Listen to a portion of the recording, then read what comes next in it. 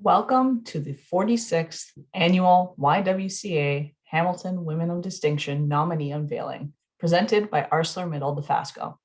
My name is Bianca Caramento, and I'm happy to be here with you for our final nominee unveiling event. All week long, we've been announcing the 2022 Women of Distinction Award nominees across our 8 categories. Yesterday was an inspiring afternoon where we heard from nominees in the health recreation category, as well as the research, science, technology, and trades category. This entire week has lifted my spirits, and the YWCA Hamilton has been getting feedback on just how meaningful these dialogues are with all of our nominees. Today is also going to be awesome because we're going to announce and hear directly from the 2022 Young Trailblazer nominees. These are folks 25 and under who are truly leading the way. Now, before we meet them, it's important to state that YWCA Hamilton is located on the traditional territory of the Haudenosaunee and Anishinaabe. This territory is covered by the Upper Canada Treaties within the lands protected by the Dish with One Spoon Wampum Agreement and is directly adjacent to the Haldeman Treaty Territory. We at YWCA Hamilton respect the long-standing relationships with local Indigenous communities, the Mississaugas of the Credit First Nation, and Six Nations of the Grand River. As a movement, we are dedicated to advancing opportunities for learning and for education, and are committed to the recommendations of the Truth and Reconciliation Commission's report. I encourage you to recognize and acknowledge the land that you occupy wherever you may be tuning in from. Now, as shared in our previous nominee unveilings, we want you to use the chat box today. Young Trailblazers in the room, please shout out your fellow young Trailblazers. Guests in attendance, let us know how you're feeling and share your kudos for our 2022 nominees. On social media, we encourage you to share today's event using the hashtag WOD Hamilton Halton and tagging YWCA Hamilton on Twitter, Instagram, Facebook, and LinkedIn. Today's nominee unveiling, like the others, will be recorded and thanks to our media partners, will air on Cable 14 and Your TV Halton. Announcing nominees is such an exciting milestone and celebration each year for YWCA Hamilton. And although we would have loved to be together in person, the team at YWCA Hamilton plans to once again bring you a virtual award gala unlike any other. The 2022 Women of Distinction Awards will be taking place on March 3rd, and it will be fully virtual and live produced. That's right, you'll be there with us in the moment as we announce the winners from our 8 award categories. The winners will be zoomed in live on the big screen to capture their reaction and provide their acceptance speeches. In addition to announcing all 2022 award winners, YWCA Hamilton also plans on doing a little announcing themselves. They're working on something big, and you don't want to miss it. We hope you'll join us on March 3rd to hear this announcement and be part of a very special evening. Now, to share more with us about the work of YWCA Hamilton and today's award categories, please join me in welcoming YWCA Hamilton CEO, Denise Christopherson. Welcome, Denise. Thank you, Bianca. And thank you again for being with us all week long to MC and be part of this unveiling event. Folks, I'm so excited to be here with all of you today for what is now our final day of nominee unveilings. Today's ceremony unveiling is one that means so much to me personally. It's been 2 hard years for our organization and for our community at large as we continue to respond to the impacts of the pandemic. For those responding on the front lines and working within the nonprofit and social service sectors, the work can be exhausting. But each year when we meet the nominees from the Young Trailblazer Award, I am always filled with hope. It is the hope that keeps us all going. We see the change that these young people are making, the advocacy work that they are leading, and the movements that they are creating. We are just in awe of them. The Young Trailblazer Award category is generously sponsored by our friends at Fusion Pharmaceuticals. To the team at Fusion, thank you for your commitment and ongoing support of our YWCA Hamilton. We can't do this work without community partners like you. Today, we will meet the 11 incredible young trailblazers across Hamilton and Halton who are influencing change in their communities and within their schools and workplaces. They are students, advocates, mentors, volunteers, teachers, doctors. They are creating the change that they want and deserve to see in this world. Creating a new path forward and advancing the leadership of young people in our community is essential, especially now when we continue to respond to the COVID-19 pandemic. Our pandemic response must center the voices of young people in our community, especially the voices of Indigenous, Black, and racialized people. Through our response, we as an organization have prioritized the needs of young people. With our partners across Canada, we have launched a youth-focused recovery plan to address the dire circumstances young people are facing in the wake of COVID-19. In addition to our demand for a feminist economic recovery plan for Canada that centers women and gender diverse people, YWCAs are working to prevent a lockdown generation. Together with our partners, we are calling on all levels of government to prioritize meaningful employment for young people, mental health supports, along with safe and secure housing as we can continue to combat homelessness and the affordable housing crisis. Our work and advocacy are shared with many of the young trailblazers who are joining us today. To the nominees in the room, congratulations. You are now part of something bigger. You are part of the YWCA movement, a movement that impacts over 10,000 people right here in Hamilton and Halton, and over 330,000 women and gender diverse people across Canada each year. As a nominee, your name joins the ranks of over 1,700 others who have come before you. To the nominators who took the time to nominate these trailblazers, thank you so much. Thank you for acknowledging their achievements and contributions, for advocating for them, and for taking the time. Now, I don't know about all of you, but I'm ready to hear from today's nominees. Bianca, please take it away and introduce us to the nominees in the 2022 Young Trailblazer Award category. Over to you. Thanks, Denise. All right, we're ready to hear from our nominees. But first, let me tell you how this is going to go. Plan for today's unveiling is that first, I'll announce the names of our 2022 Young Trailblazer Award nominees for Hamilton, then Halton. After this is announced, we'll move into the formal Q&A session to hear from each of our nominees. All right, let's do this. Are you ready? Our 9 Hamilton nominees for the Young Trailblazer Award, sponsored by Fusion Pharmaceuticals, are Dr. Abby Karubarajan, Courtney Gibson, Harjan Kaur, Leanna Genovese, Raghavi Thiran, Salsa Sarhan, Sarah Gonder, Shania Bopa, and Zainab Coder. Congratulations to all Hamilton Young Trailblazers. Next, we have 2 Halton Young Trailblazer Award nominees, and they are Haley Verrell and Lauren Kataya. Congratulations, Halton nominees. Okay, we're going to start our Q&A session. And before we start, it goes without saying that each of you are here because you've led remarkable lives so far. And so for us to hear about each of your journeys, we're going to ask that everyone's answers stay within about 1 minute because we could probably talk for hours. However, for today, we have less than 1. So with that, we're going to start with introductions. So starting first with Abby, if you could tell us just a little bit about yourself and the trail that you blaze, we'd love to hear about it.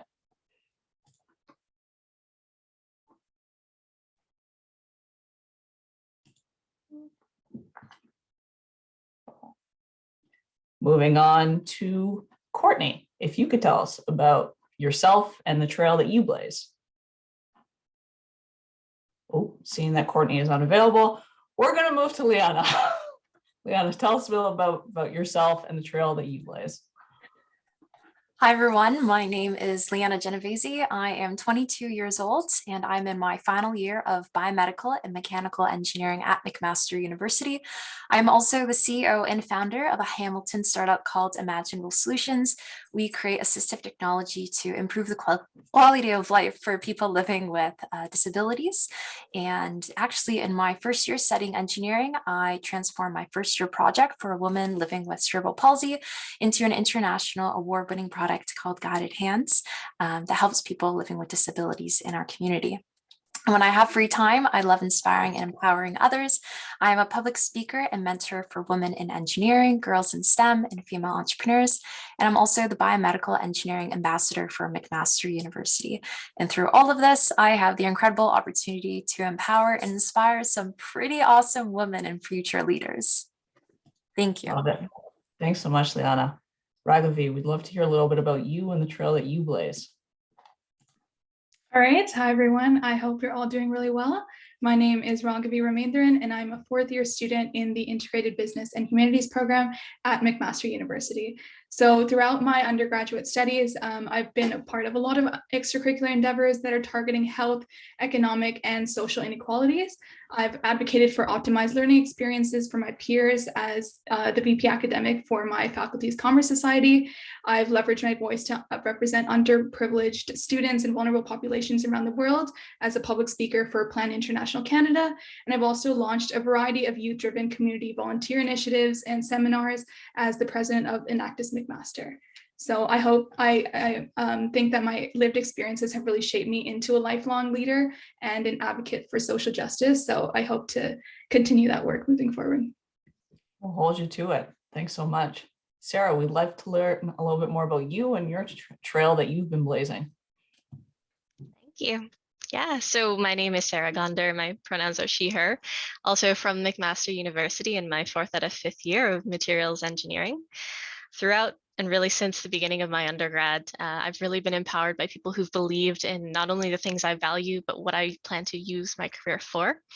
So as a woman in STEM and a woman in the steel industry in particular, I see a lot of the faces that are marginalized and a lot of opportunities for women, especially, to get more involved and to be supported.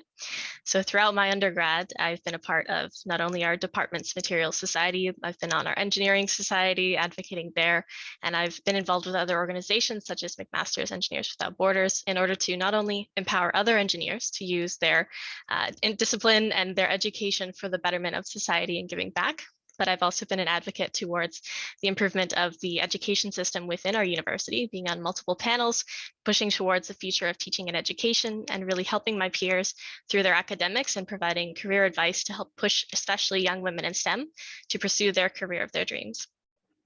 Love it. Thanks so much, Sarah. Shania, we'd love to hear about you. Hi, everyone. My name is Shania, and it means on my way in Ojibwe.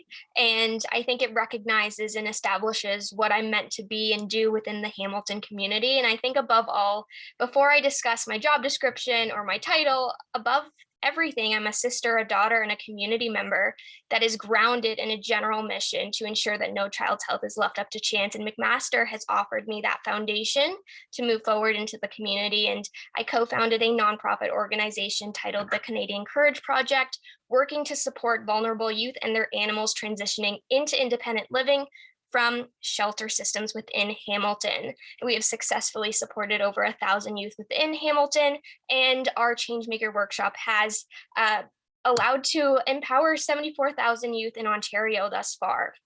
I then translated my initiatives. I'm currently in my PhD in global health, which I have done a couple different research projects, one of them being supporting the CanTech 19 project, which is a global study.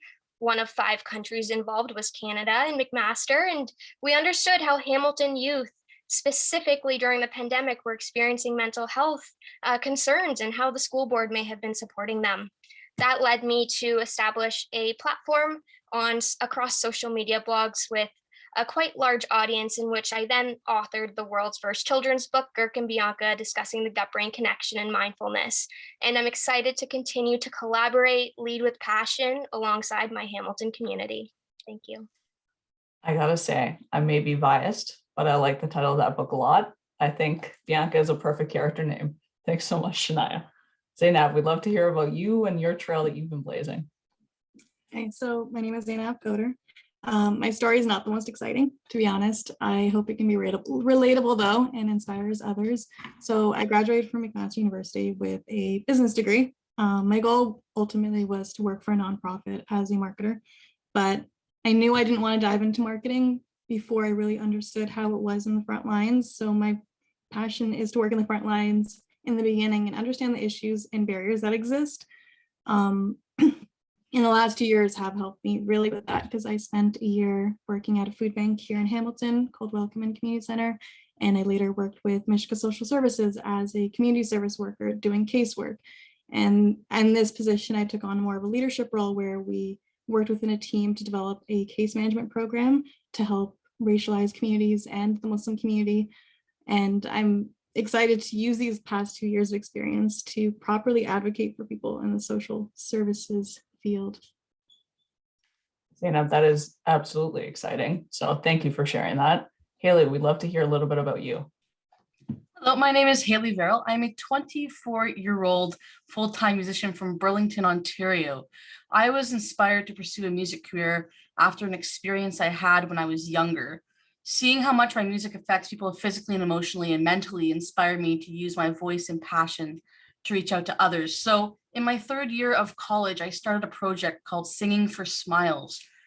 This was mainly focused at nursing homes and retirement homes. I had an experience where I sang to my grandma when she was really sick and we weren't sure how long she had left, and seeing how much that brought her joy and seeing like it was a miracle how she got better. I wanted to continue that. And throughout this pandemic, even though I can't go in nursing homes and see people and sing live to them, I've been finding new ways of going outside in the freezing cold and singing from the balconies so they can hear me, and creating DVDs so they can have them circulating throughout the home. So that's me in a nutshell. Thanks for sharing that. Yeah, you got me, Haley. You got me. That's really beautiful. Thank you for that. Lauren, we'd really love to hear a little bit about you. Hi, everyone. My name is Lauren Kataya. I'm 10 years old, and a lot of people throughout the pandemic have been struggling, so I decided to come up with an idea to help them. Fantastic. Lauren, do you want to share a little bit with us about the idea that you came up with? We'd love to hear about it. Okay, so I started a bracelet business where I make and sell bracelets for $5 each, and proceeds go to charity. Some of the charities I've donated to was the local food bank, Burlington Food Bank. I've donated to the HCCF, Breast Cancer Association, and I've also donated to the Compassion Society. Fantastic, Lauren. We want to hear all more about what's inspired you and furthermore about your story. So we'll circle back to you very soon. Thanks for sharing with us. So I see Courtney has joined us now. So I want to give Courtney an opportunity to introduce herself and tell us a little bit about the trail that she's blazing. Hi, my name's Courtney Gibson, and I'm a co-lead for the Transplant Ambassador Program, which is a program throughout Ontario and transplant clinics where we speak with patients who are in the workup of needing a kidney transplant, and we help them afterwards, and we just sort of share our experience. And it's been really rewarding since I had a kidney transplant when I was 16, and it was extremely difficult to get through. So I like being able to give back and like help these people, because they didn't have this program when I got my transplant, and I really would have liked having it. Thanks so much for sharing that, Courtney. Okay, we're going to jump into some further questions to dive a little bit deeper into your stories, into your paths moving forward. We want to hear all about it. So the first question that we're going to kick things off with is, what has inspired you to do what you do? So we're going to actually throw that over to Lauren to start off. And what inspired me was a lot of people during the pandemic have been struggling, and I wanted to help them. And yeah. Love that. So Lauren, how did you come up with the idea in particular, out of curiosity? So one day I was just like, hey, I want to start a business. So I was like, I love donating to charity. So I was like, so I'm gonna make a business and sell bracelets, handmade bracelets for $5, and make the proceeds, donate the proceeds to charity. And yeah. And prior to starting this business, Lauren, did you ever make bracelets in the past, or was that new for you? I made like bracelets here and there in the past, but not with like the same supplies. I bought like different supplies, like other than like I used to use like these thick beads, but now I like have like different ones that are better. Love that. Thanks so much, Lauren. Sarah, what inspired you to do what you do? Yeah, so for me, there were always things that I knew I wanted to do, but I myself hadn't had the experience within them, such as like I really knew that I wanted to get into leadership positions and I wanted to help my peers. But as somebody who started university as an older student, I had a harder time, especially in my first year. But there were people who believed in me and they saw that, they were like, yo, you exemplify the qualities of this and this. We want you to be a part of this. They believed in me and they pulled me and they brought me into opportunities that helped me grow into the areas, into the person that I wanted to become. And being someone who's experienced many failures and gone through many hardships, I didn't want others in my field or just in general to go through those same things. So I really started growing into the advocacy side of things ever since my second year of university, and not only trying to help bring people into opportunities that can help them develop their own personal growth, but succeed as much as they need to and want to, and be able to go down the career path they want without doubting themselves. Especially as a young woman in engineering, we face a lot of barriers, and if I can do anything to help reduce those, whether that's helping them contribute to their academic success, going through their resumes with them, helping them prepare for an interview, or advocating so that our courses and our instruction is taught in an accessible way that really considers how especially young women may experience and feel unable to contribute to the spaces that they're in. That's really what inspires me, so that I can push forward and help others who are in those same shoes. Love that. Thanks for sharing, Sarah. Raghavi, can you tell us a little bit about what inspires you to do what you do? Yeah, so as I mentioned before, I'm doing a degree in integrated business and humanities. And I think, as a lot of people know, like the business industry is often associated with like rigid power structures, like toxicity, things like that. But my decision to pursue a degree in business was founded in a strong belief in its ability to transform society through ethical practices, social entrepreneurship, and compassion, things like that. And my program, specifically integrated business and humanities, presented that perfect intersection between my passions in business and my values, my core values. And it allowed me to learn how to use business in order to make a positive impact and lasting social change. So even recently, I had a course that I was able to interact with leaders in social entrepreneurship space. So I'll give a little shout out to a local nonprofit called Living Rock Ministries. I was able to interact with the co-founder of that organization, and she was talking about how they had a little bit of a lack of resources and staff during the pandemic, but they knew that they had to increase their days of operation for their food program to 7 days a week, even though that they were strained with these resources. So it's stories like this where the community comes together through business and entrepreneurship to support one another that really made me want to do the same. Love that. It's about innovating through challenges for sure. Thanks, Raghavi. Leanna, we'd love to know what inspires you to do what you do. So in my first year studying engineering at McMaster, I met a woman named Alyssa, and she lives with cerebral palsy. And part of my school project was to design her something to enhance her life in any way. And she mentioned to me that she was a talented painter, but then as her condition progressed, she wasn't even able to hold on to a paintbrush. So I wanted to give her back her love for painting and create her an assistive device that enables anyone with limited hand mobility to not only paint, but to write, draw, use a touchscreen device. And once I completed this project and I had her use the prototype, it was first made out of pipe cleaner straws and a sponge. And then I iterated more and it became a prototype that she was able to use and she was able to paint again. And seeing her reaction inspired me to figure out how many other Alyssas exist in this world, and especially in Hamilton. So I found out that people experiencing limited hand mobility is very prevalent.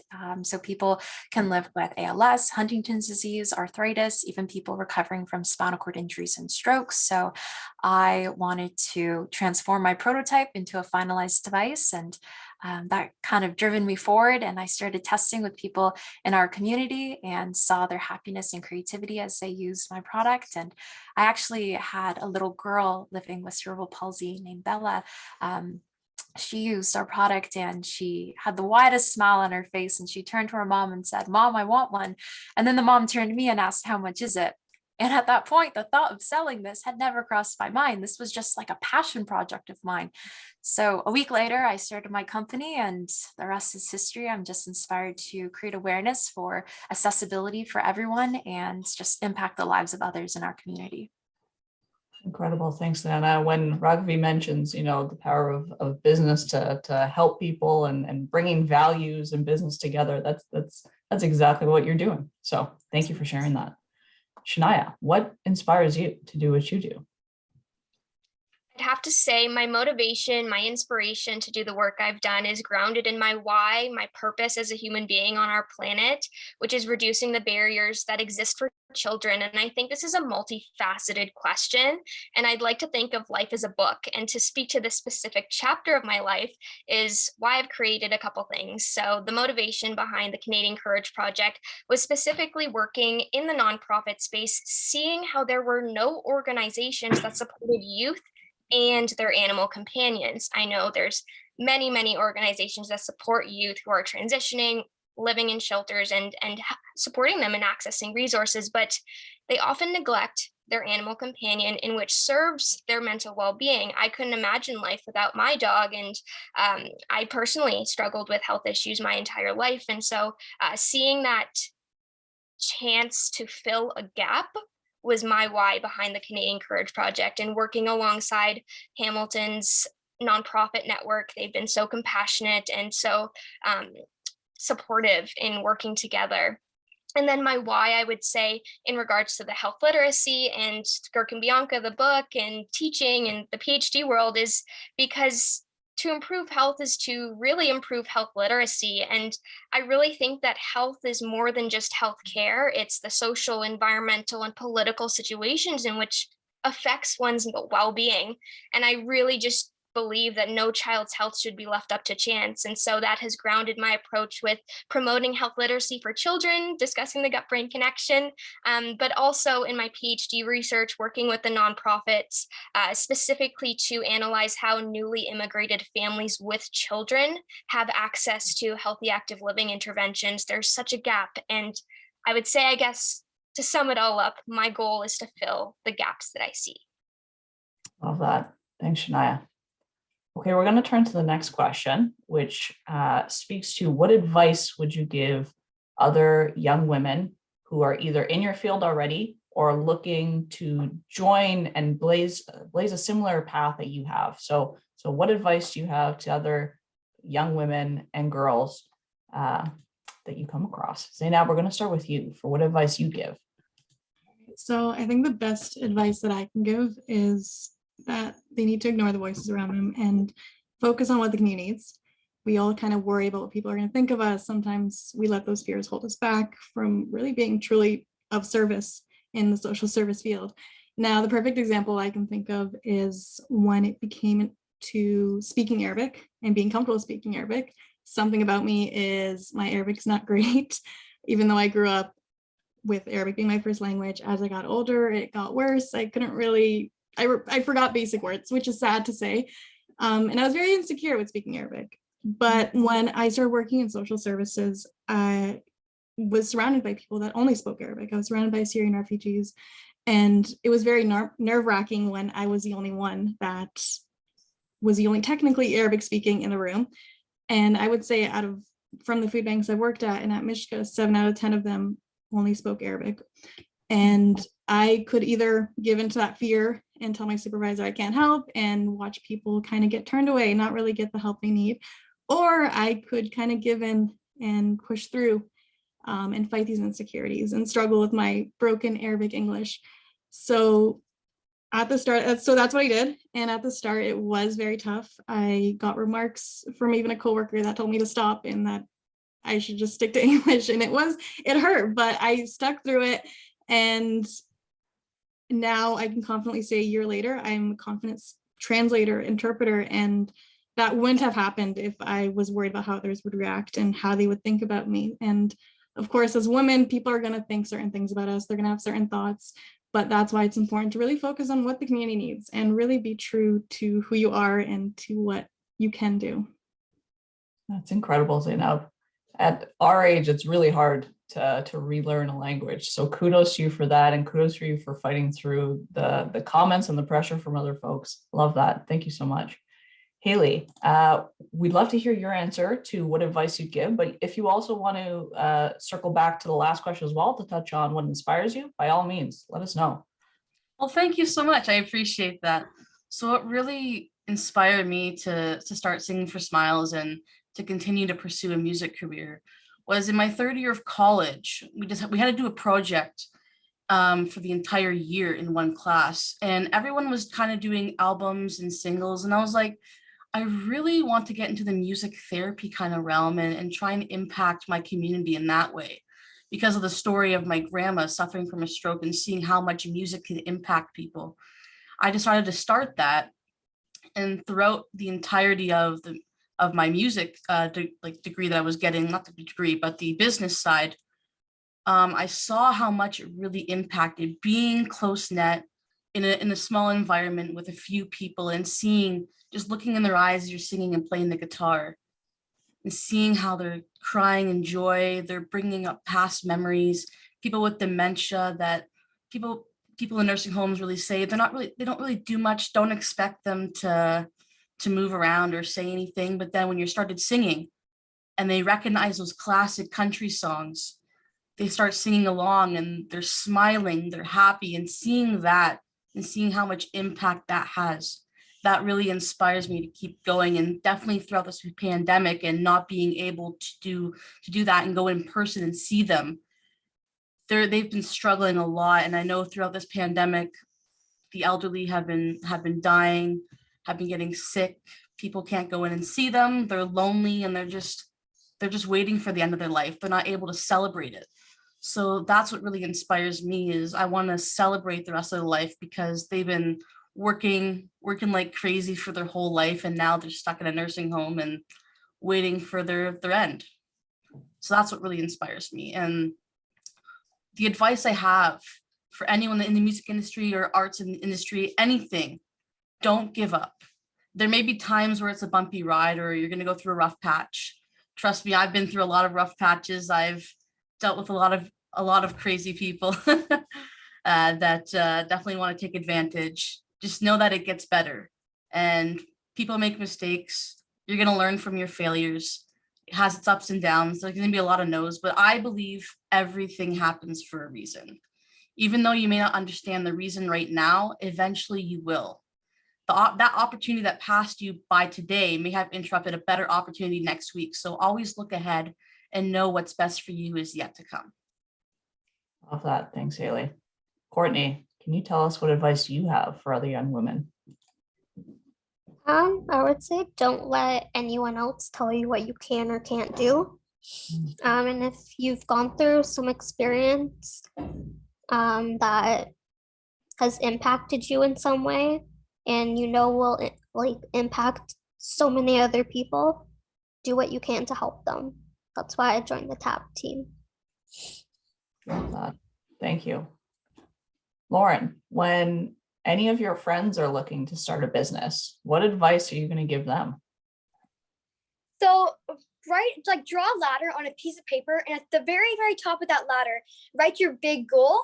And then on the little steps of the ladder, I recommend writing the little steps you can put on there that you want to do to reach the big goal. And remember to never give up, and that you're never too old or never too young to give back. Love that. Excellent advice, Lauren. Thank you so much. Sarah, you mentioned that in particular your work in STEM and the steel sector in particular. What advice do you give to young women, whether they're in STEM or looking to break into steel? We'd love to hear about it. Yeah, I think one of the things that has motivated me the most lately, I heard on a TED Talk once, you're always going to struggle in your life.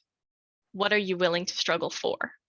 And to me, that really makes a lot of things valid, because it's like when you are in advocacy, when you are fighting for a lot of these very important causes, you get the backlash, you get the people who don't want to have change happen. You have to face like a lot of the reality that can demotivate and demoralize you.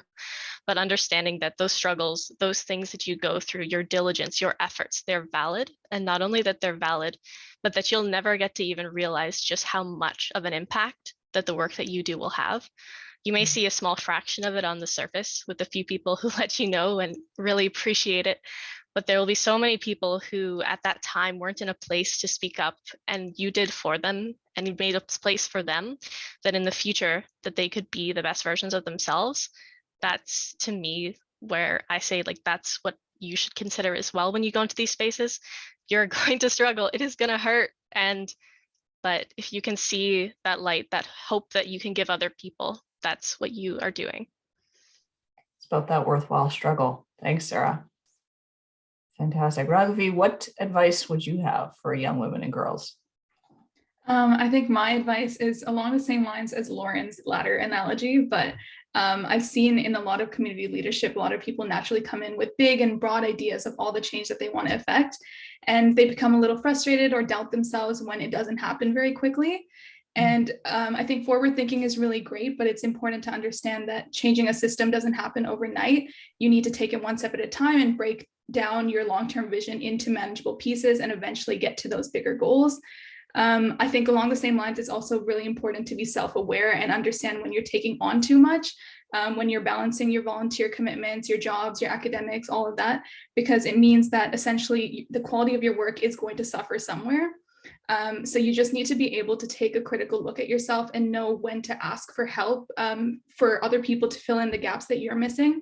And, this really creates a culture within a team where it's not so rigid. People are able to come to each other for help, and you don't have to pretend like you're perfect. Yeah. If we can dig into that a little bit more, what are some of your sort of warning signs or flags for when, you're reaching that point where it's no longer balanced? What do you look out for? I think when I start having to let go of like some of the self-care things that I have put into place, like every weekend, I try to take some time for myself in order to just like decompress from the week. And if anything that I'm doing cuts into that time, or if I'm having to like take out some times that I've blocked out with friends just to put in meetings, I think that's when I really understand that, okay, I'm taking on too much. I'm not prioritizing my own well-being. Love that. Thank you. Leanna, what advice would you give to other young women and girls? I would tell them to just find out what you're passionate about, what gets you excited. Don't let anyone dictate who you are, what you're capable of. If you're passionate about making a change, use that passion to drive you forward in everything that you do. For me, as a woman in engineering, as a solo female founder, I've come across a lot of different obstacles and challenges in my journey, but I learned to flow like water. So whenever there's a challenge you're facing, you just keep your head up and just persevere, find a way to go around it. I found that reaching out to people around me, acknowledging that sometimes there's gaps in my knowledge, or if I need help, it's okay to ask for help. And there's so many people around us in our community who are willing to do that. So failure is not a bad thing, and recognizing that you need a little bit of help is not bad at all as well. Love that. Thanks, Leanna. Okay. So, all the folks around this call are on the younger side, me included. I'm curious to know, you've done so much already to, blaze those trails. What are your future plans to inspire others and to make a difference? I want to hear about what you're planning to do moving forward. You have so much ahead of you. Shania, can you start us off with that? Yes, my answer would be, grounding my actions in compassion and empathy. The first thing I think comes to mind is being the representation, both ethnically, but age and diversity and skill set that I wish I saw growing up. Number two would be leading by example and action rather than proposing my ideation. I think working towards the gaps that currently exist in regards to equitable access to key resources around the world is where I want to take my community-based research, my nonprofit, and social media blogging and information globally. And my third initiative I think I see myself working towards is ensuring that awareness through digital platforms in classrooms, in the literature, is reflecting the representation we need to see.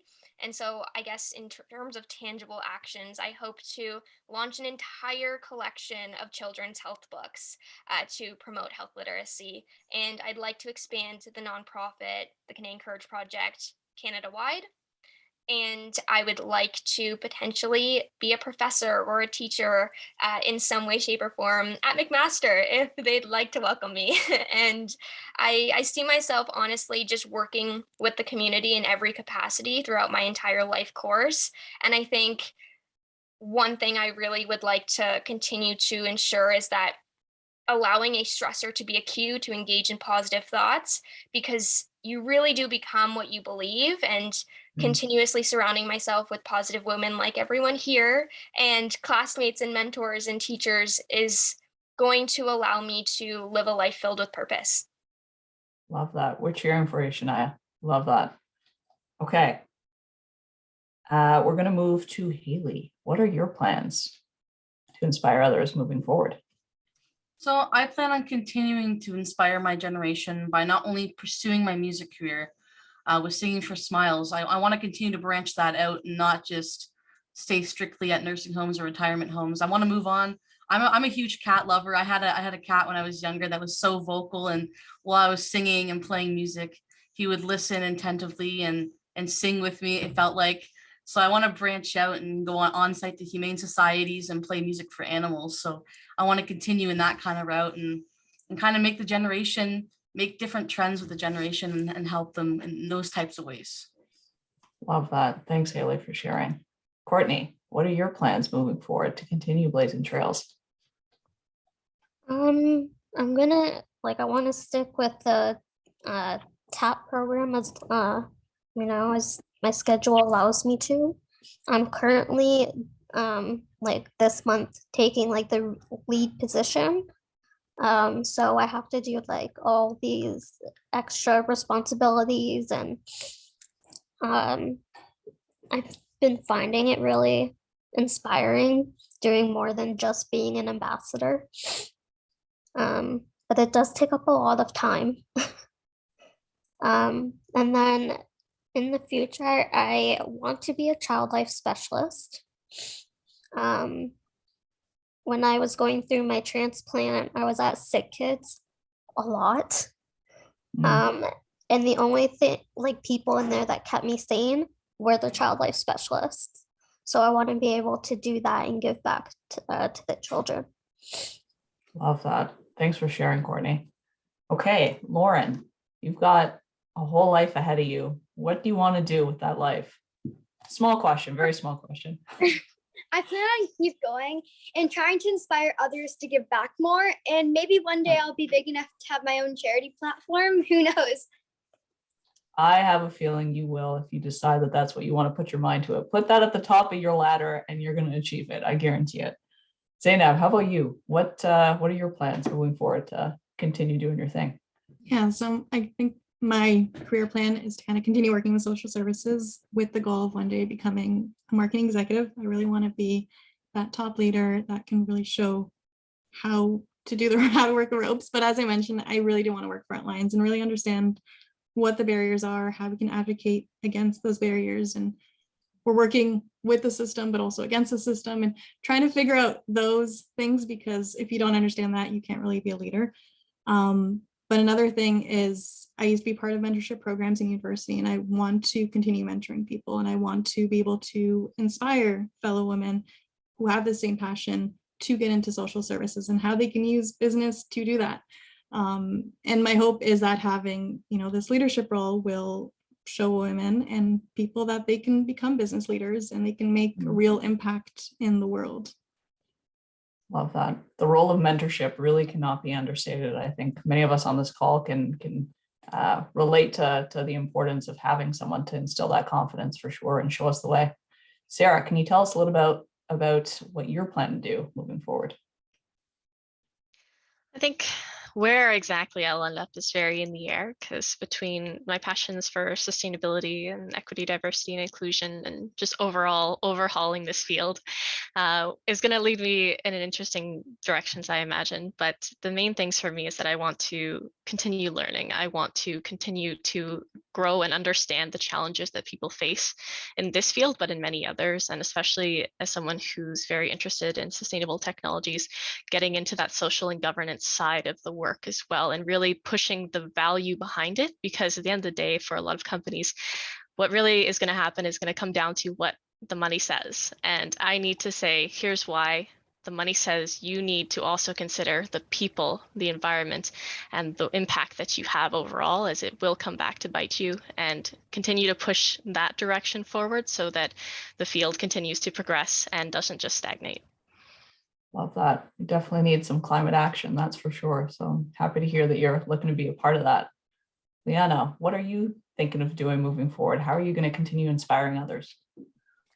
So I finally graduate from my undergrad in April. So I'm very excited about that. And I want to focus on running my startup company full time, just to create a world that is more accessible to others. And my entire team is composed of young engineering students, mostly women. So I want to continue to teach them the importance to empathize and use their knowledge and skills in school to innovate and make an impact in the lives of others. And I want to continue to surround myself with such powerful women. This event is just so incredible to bring us all together. And I hope that my fellow nominees and I will grow up and carry on the torch to inspire generations to come as well. Thanks, Leanna. Raghavi, what are your plans moving forward to continue inspiring others? Yeah, I think so far I've approached all of my community engagement and advocacy efforts with long-term sustainability in mind. And I know taking that first step is the most scary part. So I hope to continue my work in mentoring other students and helping them realize and work up to their full potential, and really encouraging them to start their own initiatives and maybe even take over my role in the future to keep that impact going. And for example, like I'm currently the president of Enactus McMaster, which provides a platform for students to create their own community engagement projects that target different structural issues and systemic barriers, both local and global. So my goal really has been to challenge students to work with us to generate innovative ideas and then provide them with the resources to bring those ideas into life. So I hope to continue that work. And even with my public speaking engagements, I always encourage students in the audience to get involved and become advocates for social justice. So overall, yeah, I hope to inspire other students to believe in their ability to make a meaningful impact on their surrounding communities. Love that. Thanks for sharing. Wow, what a fierce lineup for a final day of our nominee unveiling events. Before we go, I'd like to remind you that you can purchase your ticket for the awards gala on March 3rd. Be part of the action when YWCA Hamilton names the 2022 Women of Distinction winners in each category. Your tickets to the gala includes a delicious dinner from your choice of one of YWCA's local restaurant partners. We have specially curated menus from Rapscallion Rogue Eatery, Radius, Carmen's, The Platter Company, and Fossil. And pro tip, don't wait to get your ticket. Be sure to get in early before the restaurant that you want sells out. Guests of Women of Distinction will also receive a gift box full of local goodies, compliments of YWCA Hamilton and our partners. You'll also have access to watch the award gala unfold live in a viewing room with friends, family, colleagues, or whoever you'd like to watch with. The team at YWCA has thought of it all and has come up with an out-of-town ticket where folks can purchase to tune in to cheer for their nominees wherever they may be. This is a great option for nominees with friends and family who are out of town and who want to be part of the big day without the dinner and the gifts. The Women of Distinction Awards is YWCA Hamilton's largest fundraising event of the year, and every dollar raised funds life-changing YWCA programs and services. By joining us on March 3rd, you won't only get inspired, you'll be making a difference right in our community. I want to thank everybody for tuning in. Wish you all a great day.